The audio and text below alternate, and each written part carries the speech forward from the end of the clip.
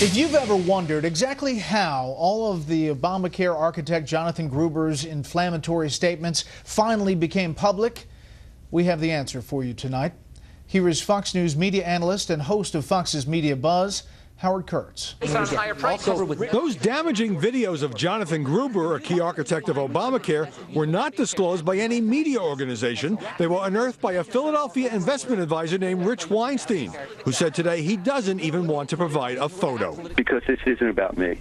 This is about what was out there. Weinstein spent hours poring over online video of MIT's Professor Gruber, but couldn't grab the media's attention. It was very frustrating because I'm trying to run my company and do what I have to do, and you find this stuff and you're like, holy smokes, I think I got something here that's important for the American people to see. Turns out Weinstein had a personal motive. His own insurance policy was canceled because it didn't comply with the new health care law, and he says his premiums doubled. Over the summer, Weinstein found video of Gruber saying Obamacare subscribers wouldn't get tax credits if their states didn't set up health exchanges.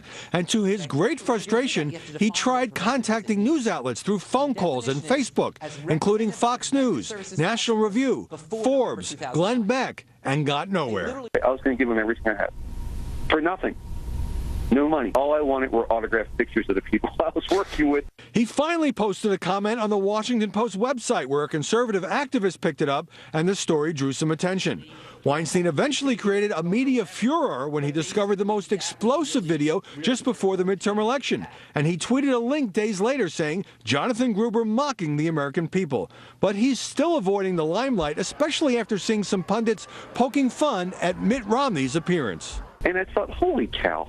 If they're going to do that, what are they going to do to me? So I just want out.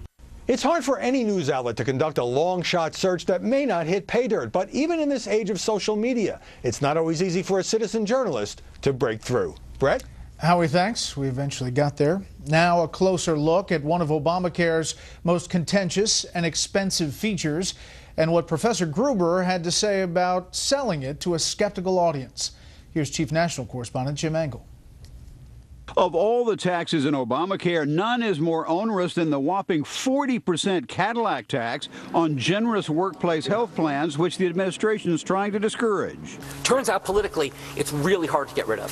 And the only way we could take it on was first by mislabeling it, calling it a tax on insurance plans rather than a tax on people, and we all know it's really a tax on people who hold those insurance plans. What he called a clever exploitation of Americans' lack of economic understanding. Later, Gruber said because the tax was a political nightmare, the president wanted to phase it in to draw less fire. That ultimately became the genesis of what's called the Cadillac tax. A Cadillac plan is one that'll cost about $27,500 for a family of four in 2018. Unions would be hardest hit because they've negotiated generous health benefits, which are tax-free, in place of increased wages on which taxes are paid. Many unions have complained that this is going to hit them disproportionately because they collectively bargained rather generous insurance plans through their companies. But the tax is so large, $80 billion by 2023, private employers started the moment the law was passed to shift more costs to their workers. I think no one will pay it.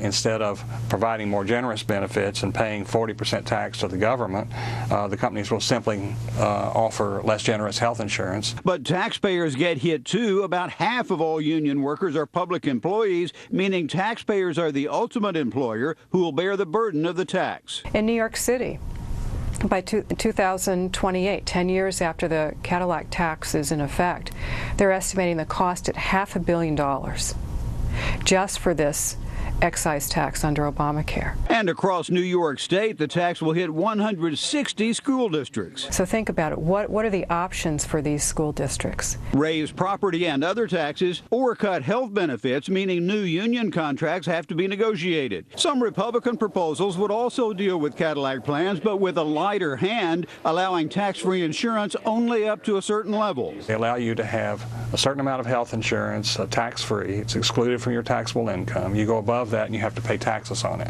Which would cost less for most union members than having their health benefits cut to avoid the tax. Brett? Jim, thanks.